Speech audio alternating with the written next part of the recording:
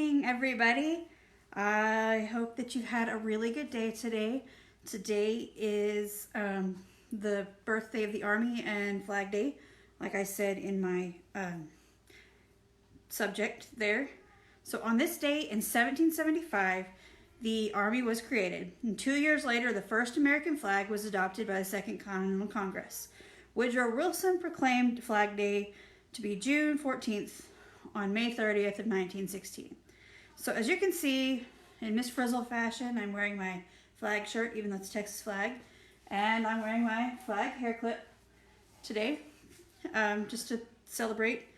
But my Army pride goes a lot deeper than just my outfit of the day. So, I've seen so many posts and watched so many videos from other military wives over the years. Recently, as I'm working on growing in my social media presence, I came across several young military spouses sharing their story, their likes and dislikes of the military life, and answering questions about military benefits. I was overwhelmed by the negative focus that many of these young ladies have. And I keep stressing young because we were older by a few years than what a lot of these people that I was watching are. So even their pro lists have a whole negative focus and a lot of complaining. There was only one of the people that I watched that was the opposite, and she turned all of her cons into something positive. She had a caveat for everything, and she was a joy to listen to.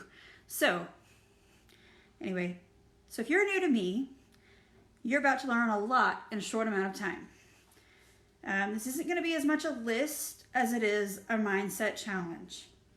So I spent the first 8.5 years of my marriage as an Army wife. During that time, we had 3 deployments. The first one was 15 months, the second one 12, the last one 9. And in fact, because of the classification, that last one, the Army didn't call it a deployment.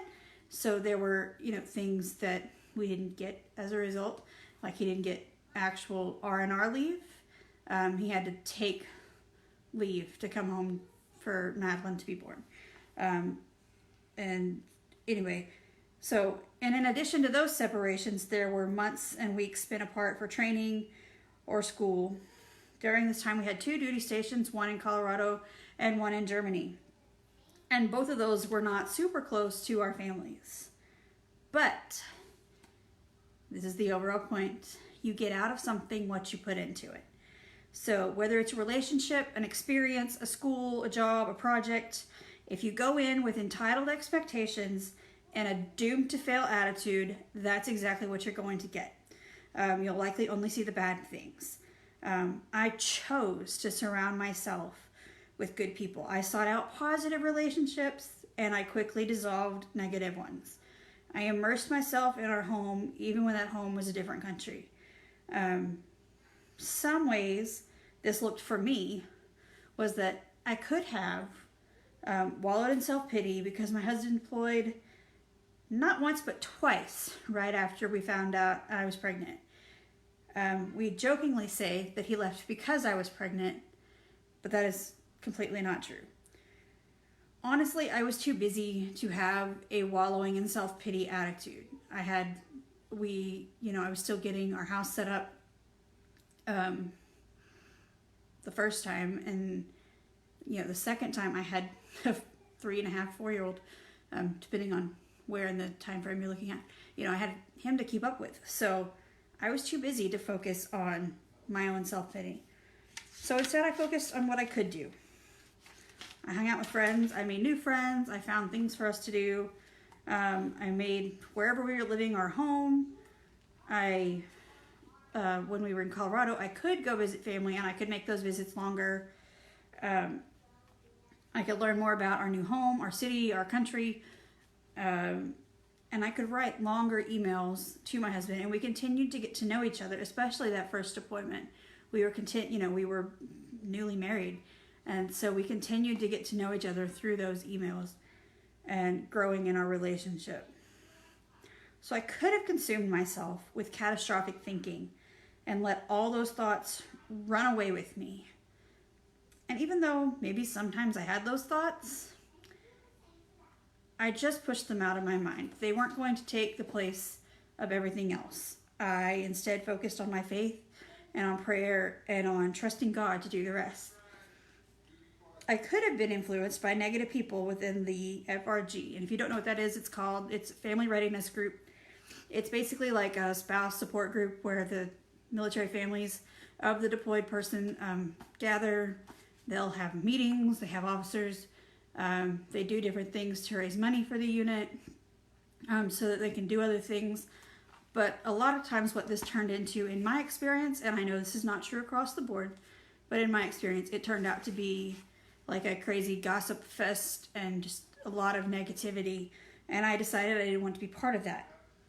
So instead, I found my support in my church family.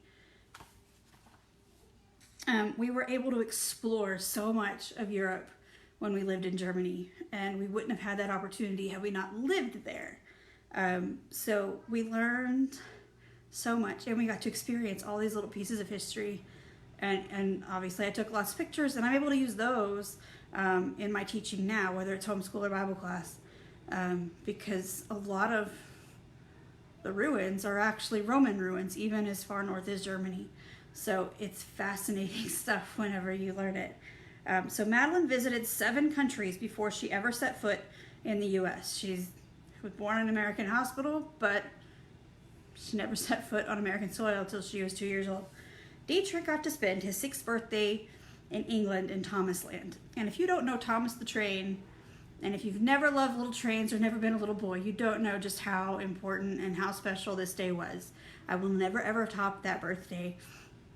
But he loved it, and he went to German kindergarten, which is kind of similar to like what a pre-K is, but very focused on play. But he was fluent in German for that time that he was there.